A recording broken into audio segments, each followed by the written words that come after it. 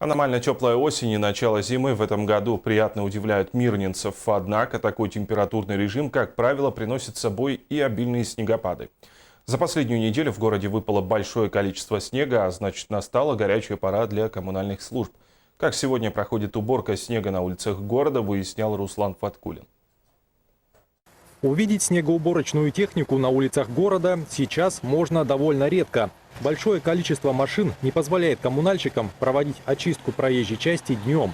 Основное механизированное звено из 7 единиц техники выходит на смену лишь в 8 часов вечера.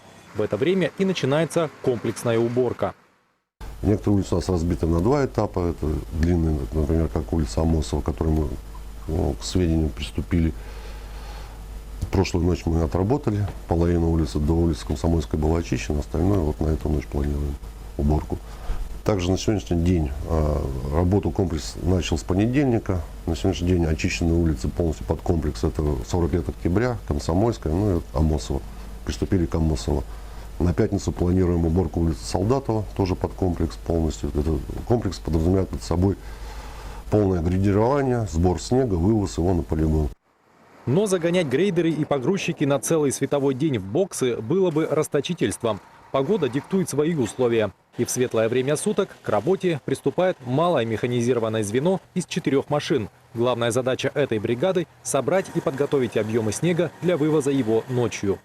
Основная цель ихняя – снятие свежевыпавшего снега, прижатие его к обочине. Ну и также при образовании посередине дороги снежного образования, срезание его и тоже сдвигание его к обочине. Вот два мехзвена, в принципе, как бы работают в полном объеме и работают на постоянной основе сейчас на данный период.